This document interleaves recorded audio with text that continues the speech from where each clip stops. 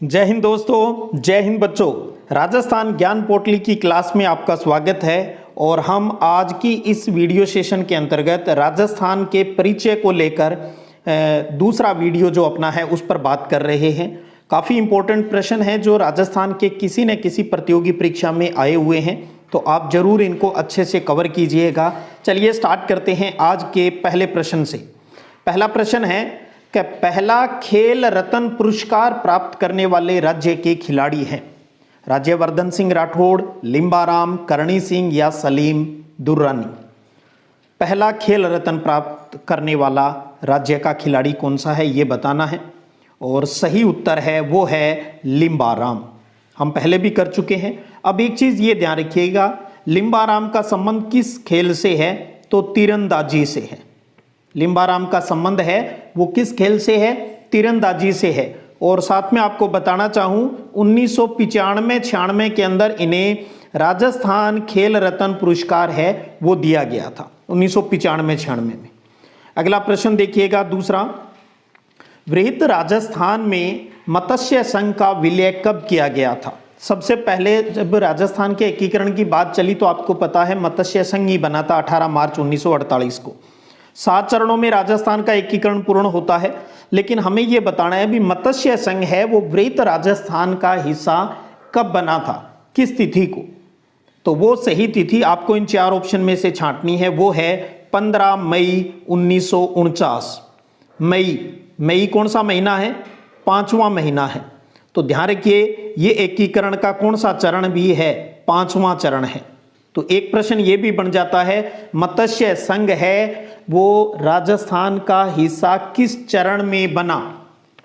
मत्स्य संघ मैंने आपको बताया 18 मार्च 1948 को अलवर, भरतपुर, धौलपुर, करौली को मिलाकर बनाया गया था, और 15 मई 1949 को ये वृहत राजस्थान में मिलाकर फिर इसका नया नाम हो गया था, और उसका नाम था संयुक्त वृहत राजस्थान।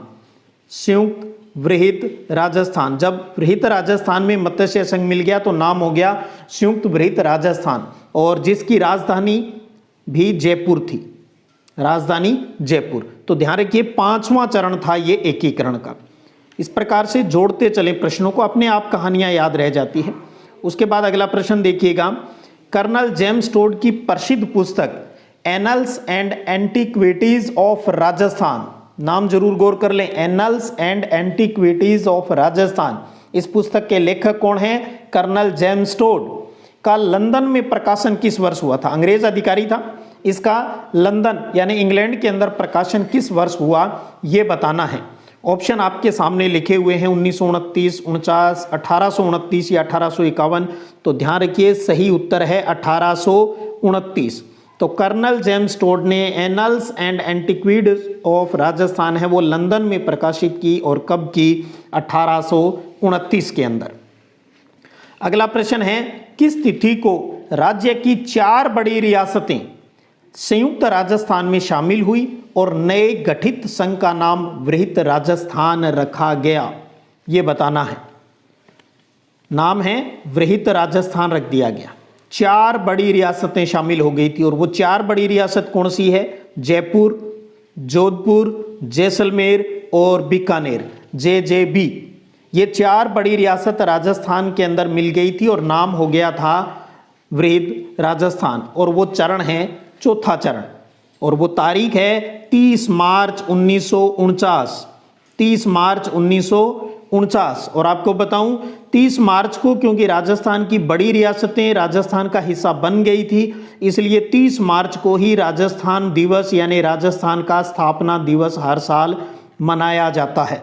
और संयोग से उस दिन हिंदी महीनों के अनुसार जो चैत्र माह का स्टार्ट होता है हिंदी माह, वो प्रथम यानी नववर्ष भी था हिंदी महीनों के अनुसार, उस दिन नववर्ष भी था 30 मार्च 1949 को। तो 30 मार्च 1949 को 4 बड़ी रियासतें राजस्थान में मिल गई थी, और वो तारीख है 30 मार्च 1949। और उस दिन जयपुर को राजस्थान की राजधानी है वो बना दिया गया था। अगला प्रश्न है, प्राचीन समय में सिरोही और आसपास का क्षेत्र किस नाम से जाना जाता था। सिरोही और उसके आसपास का, सिरोही माउंट आबू, आसपास का क्षेत्र किस नाम से जाना जाता था ये बताना है। तो अर्बुद है, चंद्रावती है, या दोनों, या अर्बुद और वागबार। तो आपको बताना चाहूँ सिरोही और उसके आसपास का क्षेत्र है वो आर्बुद और चंद्रावती दोनों ही नाम से जाना जाता है। तो उत्तर कौन सा सही होगा? ऑप्शन 3, क्योंकि 1 और 2 दोनों सही की बात है। तो पांचवें का सही उत्तर हो गया ऑप्शन 3। अगला प्रश्न देखिएगा छठा, क्या पाकिस्तान का निम्न में से कौन सा जिला राजस्थान की पश्चिमी सीमा को नहीं छूता है? प्रश्न पर गौर कीजिएगा। सबसे पहले तो पाकिस्तान की बात हो रही है, क्योंकि आपको पता है पश्चिमी राजस्थान में पाकिस्तान की बॉर्डर लगती है। तो अंतर्राष्ट्रीय सीमा है 1080 के आसपास और रेड क्लिफ रेखा के नाम से जानी जाती है वो अंतर्राष्ट्रीय रेखा। कौन सा जिला है पाकिस्तान का वो राजस्थान की पश्चिमी सीमा को नहीं छूता है, ये चीज़ बतानी है। तो सबसे पहले तो बताऊं भी पाकिस्तान के 9 जिलों की जो सीमा है, पाकिस्तान के 9 जिलों की सीमा है वो राजस्थान से लगती है, जिसमें एक तो उनका पंजाब राज्य आता है। राज्यों की बात करें तो पंजाब के जो जिले आते हैं उनका नाम बताना चाहूँ तो वो है, एक तो बहावलपुर है, ठीक है, एक बहावल नगर है, बहावलपुर, एक बहावल नगर हो गया, और तीसरा पंजाब वाला है रहीम यार खान। ये 3 जिले तो जो पंजाब राज्य है पाकिस्तान वाला जो पंजाब है उसके 3 जिलों की सीमा लगती है। तो आप देख रहे हो ऑप्शन में रहीम यार खान है, बहावलपुर है, बहावल नगर ऑप्शन में नहीं है, कोई बात नहीं। उसके अलावा अगर बात करें 9-3 हो गए। उसके अलावा सिंध प्रांत जो उनका है, सिंध प्रांत की बॉर्डर भी राज्यों की जो सीमा है वो भी राजस्थान को लगती है, और उसके जिले हैं जो बॉर्डर लगती है अपनी, एक तो है घोटकी है, एक है सुकूर,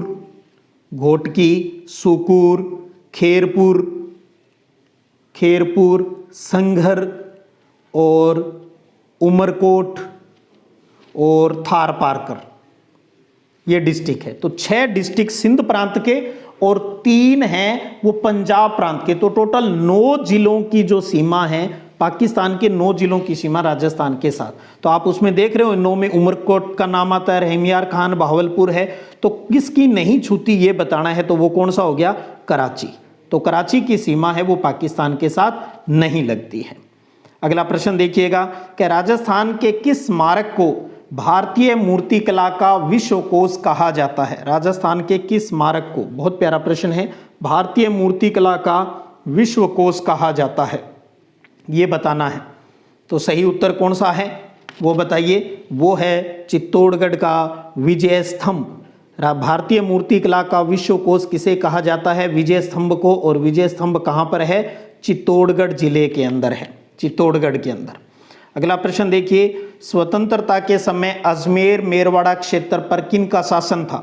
याद कीजिए आज़ादी के समय राजस्थान में 19 रियासतें, 3 ठिकाना और 1 केंद्र शासित प्रदेश था, और उसका नाम ही है अजमेर मेरवाड़ा केंद्र शासित प्रदेश। तो उसके ऊपर किसका अधिकार रहा भी? किसका अधिकार रहा? वो था उस टाइम अंग्रेजों का डायरेक्ट अधिकार, अंग्रेज सरकार का अधिकार था। तो अच्छे से केंद्रीय सरकार के नियंत्रण में था, और इसका जो प्रशासन होता था वो चीफ कमिश्नर के अधीन आता था, चीफ कमिश्नर के। अगला प्रश्न देखिएगा 9वां, कि आदिवासी क्षेत्र को किस अन्य नाम से जाना जाता है? आदिवासी क्षेत्र को किस अन्य नाम से जाना जाता है ये आपको बताना है। तो आदिवासी क्षेत्र को भोमट आंदोलन भी पढ़ेंगे आगे जाकर। भोमट आदिवासी जो क्षेत्र हैं, एसटी अनुसूचित जनजाति वाला जो इलाका है, आदिवासी जो क्षेत्र है वो भोमट के नाम से जाना जाता है। अगला प्रश्न है कि राजस्थान का कौन सा दुर्ग राजस्थान का जिब्राल्टर नाम से विख्यात रहा है? राजस्थान के जिब्राल्टर के नाम से कौन सा दुर्ग किला है वो जाना जाता है? ऑप्शन आपके सामने लिखे हुए हैं। राजस्थान का जिब्राल्टर, और वो है तारागढ़ अजमेर। ध्यान रखिए तारागढ़ नाम से 2 दुर्ग है, एक बूंदी के अंदर है और एक अजमेर में है। तो राजस्थान का जो जिब्राल्टर है वो अजमेर वाला है, तारागढ़ अजमेर वाला जो दुर्ग है वो राजस्थान का जिब्राल्टर कहलाता है।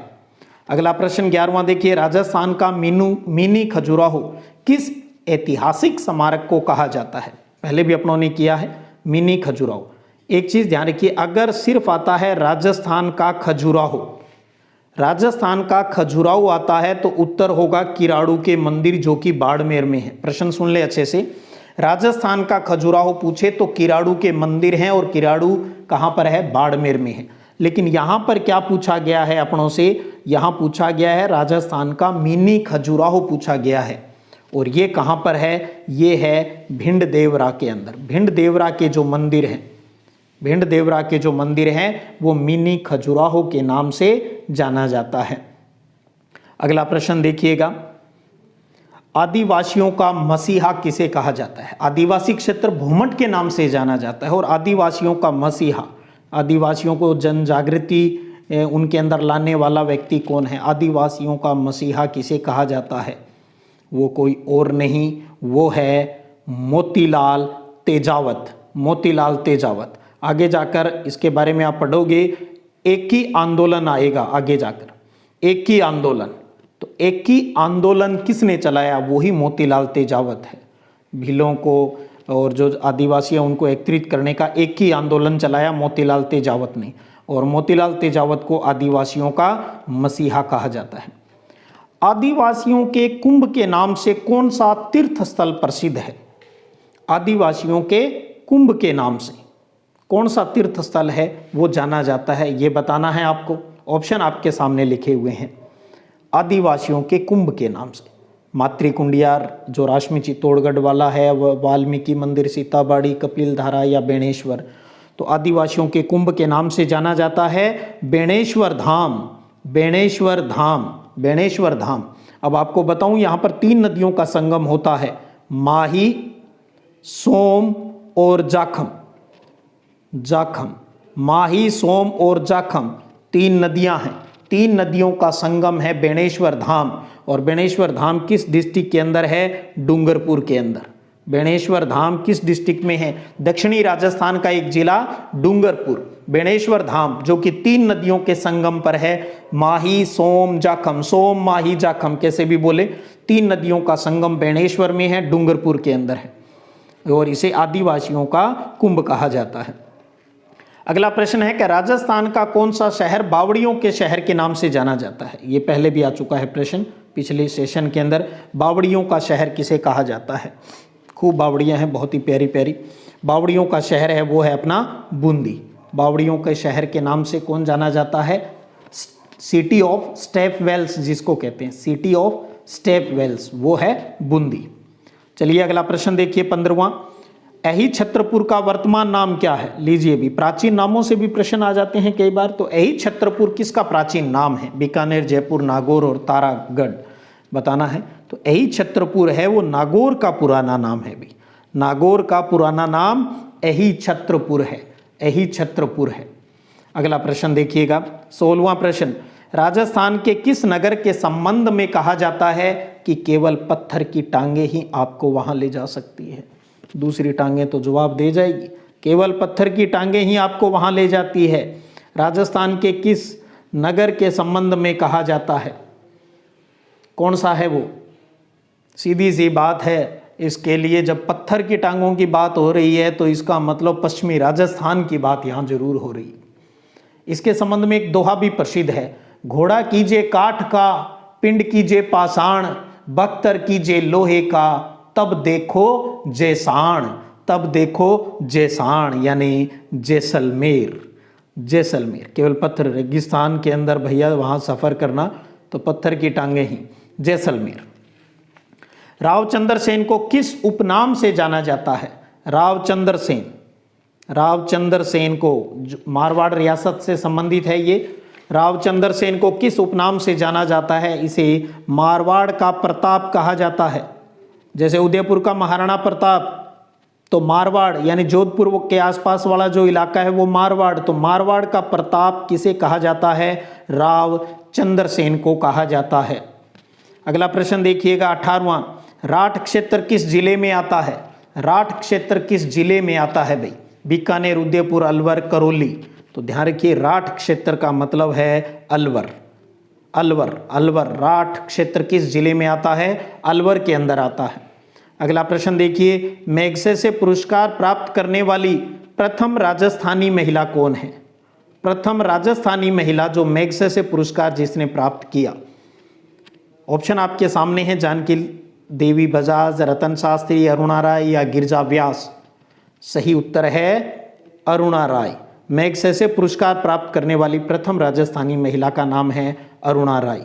ये अरुणा राय वही है जिसने RTI, राइट टू इन्फॉर्मेशन, 10 रुपये में सब जानकारी, वो अरविंद केजरीवाल, अरुणा राय, ये सब उसी आंदोलन से भी जुड़े हुए हैं। अगला प्रश्न है कि निम्न में से असंगत है। लो जी, असंगत का मतलब है जो गलत है वो छांटना है। पहला ऑप्शन है कि राज्य की प्रथम महिला मुख्यमंत्री वसुंधरा राजे रही है, सही है। राज्य की प्रथम महिला राज्यपाल प्रतिभा पाटिल रही है, जो बाद में राष्ट्रपति भी बनी थी, ये भी सही है। राज्य की प्रथम महिला विधानसभा अध्यक्ष सुमित्रा सिंह रही है, ये भी सही है। तो राज्य की प्रथम महिला मुख्यमंत्री वसुंधरा राजे, प्रथम महिला राज्यपाल है वो प्रतिभा पाटिल है, और प्रथम महिला विधानसभा अध्यक्ष की बात आती है तो सुमित्रा सिंह है। तो इसका मतलब 3 सही है, तो चौथा अपने आप गलत हो गया, लेकिन फिर भी समझना तो जरूरी है। राज्य की प्रथम महिला विधानसभा उपाध्यक्ष, विधानसभा अध्यक्ष समझते हो, अपने राजस्थान में विधानसभा की 200 सीटें हैं, वो 200 आदमी जहां बैठते हैं ना, उनमें से इन 200 में से एक उनका मुखिया बनता है, वो विधानसभा अध्यक्ष कहलाता है, और एक उपाध्यक्ष बनता है। तो राज्य की प्रथम महिला विधानसभा उपाध्यक्ष कौन है ये बताना है, तो वो कांता भटनागर नहीं है भाई, ये इसका सही उत्तर हो गया। अब बात ये आती है, तो फिर हम इसको समझें अच्छे से भी, प्रथम महिला विधानसभा उपाध्यक्ष है वो कौन रही है, तो आपको बताना चाहूं वो रही है तारा भंडारी। तारा भंडारी प्रथम महिला विधानसभा उपाध्यक्ष की बात आए तो तारा भंडारी है। और कांता भटनागर, फिर आप सोचेंगे फिर कांता भटनागर कौन थी? ये राजस्थान राज्य मानवाधिकार आयोग की प्रथम महिला अध्यक्ष है। राजस्थान राज्य मानवाधिकार आयोग की प्रथम महिला अध्यक्ष है। राजस्थान राज्य मानवाधिकार आयोग की कांता भटनागर। पहली विधानसभा उपाध्यक्ष महिला तारा भंडारी, विधानसभा अध्यक्ष पहली महिला सुमित्रा सिंह, राज्यपाल प्रतिभा पाटिल, मुख्यमंत्री वसुंधरा राजे। तो एक तरीके से आप देखेंगे 6 प्रश्न मिल गए आपको इस प्रश्न के अंदर। बहुत प्यारा प्रश्न है। कौन सा युग्म असंगत है? क्षेत्र और प्राचीन नाम। कौन सा गलत है ये छांटना है। हनुमानगढ़ को भटनेर कहते हैं, धौलपुर है वो श्रीपंथ है या नहीं, इस पर विचार करेंगे अपने। बेराट है वो विराट के नाम से, भीनमाल है वो श्रीमाल के नाम से, तो ये तो सही है। धौलपुर की बात करें तो धौलपुर की जो प्राचीन नाम है ना वो इसका कोठी था भाई, कोठी। धौलपुर का पुराना नाम तो जो है वो कोठी के नाम से जाना जाता है। और जो श्रीपंथ है ये भरतपुर के अंदर है, बयाना उसका पुराना नाम है। तो श्रीपंथ तो बयाना का है और धौलपुर का कोठी है, तो गलत कौन सा हो गया? दूसरा ऑप्शन हो गया। भटनेर हनुमानगढ़ को बोलते हैं, विराट बेराट को बोलते हैं, और श्रीमाल भीनमाल जालोर को बोलते हैं।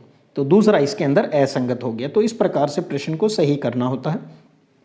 अगला प्रश्न है कि राजस्थान की प्रथम महिला विधायक कौन चुनी गई? अभी हम महिलाओं के प्रथम की बात कर रहे थे, उसी कड़ी में एक प्रश्न हो गया प्रथम महिला विधायक। बहुत अच्छा प्रश्न है। राजस्थान की प्रथम महिला विधायक किसे चुना गया था? वो थी यशोदा देवी। यशोदा प्रथम महिला विधायक, MLA। राजस्थान की प्रथम महिला MLA की बात आती है तो उसका नाम है यशोदा देवी। अगला प्रश्न देखिएगा, अजमेर मेरवाड़ा के प्रथम और एकमात्र मुख्यमंत्री। आपको पता है अजमेर मेरवाड़ा एक केंद्र शासित प्रदेश था, इसके ऊपर अंग्रेजों का अधिकार था। इसमें यहां केवल प्रथम और एकमात्र मुख्यमंत्री, एक बार ही मुख्यमंत्री बना यहां अजमेर मेरवाड़ा का, वो कौन रहा ये बताना है। और उनका नाम आता है हरिभाऊ उपाध्याय। तो ध्यान रखिए, अजमेर मेरवाड़ा के पहले और लास्ट, सीधी सी बात है, एकमात्र मुख्यमंत्री कौन रहे? हरिभाऊ उपाध्याय हैं, वो यहाँ के मुख्यमंत्री रहे हैं। अगला प्रश्न देखिए 24वां, पद्म विभूषण प्राप्त करने वाली प्रथम राजस्थानी महिला कौन थी? ऑप्शन आपके सामने लिखे हैं। पद्म विभूषण, पद्म के 3 पुरस्कार मिलते हैं आपको पता है। एक तो पद्म विभूषण होता है, एक पद्म भूषण होता है और एक पद्म श्री होता है। पद्म नाम से 3 पुरस्कार। तो पद्म विभूषण, पद्म में सबसे बड़ा पुरस्कार, प्रथम राजस्थानी महिला कौन सी है ये बताना है। यहां पर कौन सी है? वो है जानकी देवी बजाज, जमनालाल बजाज की घरवाली जानकी देवी बजाज। पद्म विभूषण प्राप्त करने वाली प्रथम राजस्थानी महिला जानकी देवी बजाज है। अगला प्रश्न है कि राजस्थान की राजभाषा कौन सी है। राजभाषा का मतलब जो काम किया जाता है वो किस लैंग्वेज में, तो राजस्थान की राजभाषा है वो हिंदी, राजस्थानी, मेवाड़ी या मारवाड़ी। तो ध्यान रखिए राजस्थान की राजभाषा हिंदी है, हिंदी। राजस्थानी को तो अभी वही अनुसूची में शामिल करने के लिए प्रयास जारी है, लेकिन कुछ नहीं हुआ अभी तक। राजस्थान की राजभाषा हिंदी है। निम्न में से असुमेलित है, ऐसा प्रश्न पहले भी था। राज्य पशु चिंकारा, राज्य वृक्ष खेजड़ी, राज्य पुष्प रोहिड़ा, राज्य पक्षी मोर नहीं है। राज्य पक्षी राजस्थान का कौन सा है भाई, गोडावण है। राजस्थान का राज्य पक्षी गोडावण है, मोर नहीं है। राष्ट्रीय पक्षी है मोर, ये राष्ट्रीय पक्षी है, ये ध्यान रखिएगा मोर। तो चौथा असुमेलित है, गलत कथन यही है, ये छांटना है। अगला प्रश्न देखिएगा, सर्वाधिक बंजर और व्यर्थ भूमि राज्य के किस जिले में है। बहुत प्यारा प्रश्न ज्योग्राफी का। सर्वाधिक बंजर और व्यर्थ भूमि राज्य के किस जिले में, बहुत बार आता है प्रश्न। बाड़मेर, जैसलमेर, नागौर या जालोर। अभी जिस वो की थी ना पत्थर के टांगों वाला, वो ही ध्यान रखिएगा, जैसाण, जैसलमेर। सर्वाधिक बंजर और व्यर्थ भूमि राजस्थान के किस जिले में है, जैसलमेर के अंदर है। अगला प्रश्न है, राजस्थान के एकीकरण की प्रक्रिया के पंचम चरण में वृहत राजस्थान में किसका विलय हुआ। स्टार्टिंग में भी हमने इसकी बात की भी, राजस्थान का एकीकरण 7 चरणों में हुआ। पंचम चरण 5वें चरण में वृहत राजस्थान में किसका विलय हुआ। याद करें पंचम चरण की तारीख 15 मई 1949, मई 5वें महीने, पंचम 5। और कौन सा हिस्सा इसके अंदर मिला था। 15 मई 1949 को वृहत राजस्थान में मत्स्य संघ अलवर, भरतपुर, करौली और धौलपुर ये इसमें मिले थे और नया नाम हुआ था संयुक्त वृहत राजस्थान। मत्स्य संघ शामिल हुआ था, बार बार बोल रहा हूँ। मत्स्य संघ है वो राजस्थान के अंदर कब शामिल होता है, किस चरण में, तो 5वें चरण में। गठन इसका पहले चरण में होता है 18 मार्च। राजस्थान पहले तो अलग से बनाया था इसको, बाद में राजस्थान में शामिल कर दिया 5वें चरण के अंदर। और के.एम. मुंशी के कहने पर इसका नाम मत्स्य संघ पड़ा था, क्योंकि महाभारत काल में इसका नाम मत्स्य के नाम से ही जाना जाता था ये क्षेत्र। अगला प्रश्न है कि राजस्थान के प्रथम एडवोकेट जनरल महाधिवक्ता, राजस्थान के प्रथम एडवोकेट जनरल जिसे हिंदी में महाधिवक्ता कहते हैं, वो कौन थे। बहुत प्यारा प्रश्न है, एडवोकेट जनरल महाधिवक्ता। पहले तो आपको ये बता दूं भी ये एडवोकेट जनरल महाधिवक्ता क्या होता है। ये राज्य सरकार का सर्वोच्च विधि अधिकारी होता है, ये ध्यान रखिए। राज्य सरकार का सर्वोच्च विधि अधिकारी होता है, सरकार का, राज्य सरकार का सर्वोच्च विधि यानी कानून का जो जानकार, जो राज्य सरकार को विधिक मामलों में यानी कानूनी मामलों में सलाह प्रदान करता है, और साथ में ही न्यायालय यानी कोर्ट के अंदर राज्य सरकार की ओर से पेश भी होता है। और इसकी जो नियुक्ति होती है महाधिवक्ता की, ये राज्यपाल द्वारा की जाती है। तो कई बातें हैं। महाधिवक्ता कौन होता है, राज्य सरकार का सर्वोच्च विधि अधिकारी, जो सरकार को कानूनी सलाह देता है और सरकार के लिए कोर्ट के अंदर, हाई कोर्ट में कोई समस्या आती है तो वहां पर केस भी लड़ता है। और इसकी जो नियुक्ति है वो राज्यपाल के द्वारा की जाती है। अब बात यह है, अभी पहला राजस्थान का प्रथम एडवोकेट जनरल कौन है, तो वो उनका नाम है श्री जी.सी. कासलीवाल। जी.सी. कासलीवाल का नाम आता है। तो कासलीवाल ध्यान रखिएगा प्रथम एडवोकेट जनरल है। अगला प्रश्न देखिएगा कि प्राचीन ताम्रवर्ती नगरी को वर्तमान में क्या कहा जाता है। प्राचीन ताम्रवर्ती नगरी को किस नाम से जाना जाता है, बताना है ये। ताम्रवर्ती, चित्तौड़गढ़, आहड़ नगरी या मालपुरा। ताम्रवर्ती नगरी तांबे के लिए प्रसिद्ध, तो वो है आहड़। प्राचीन ताम्रवर्ती नगरी वर्तमान में आहड़, किस नाम, वर्तमान में क्या कहा जाता है।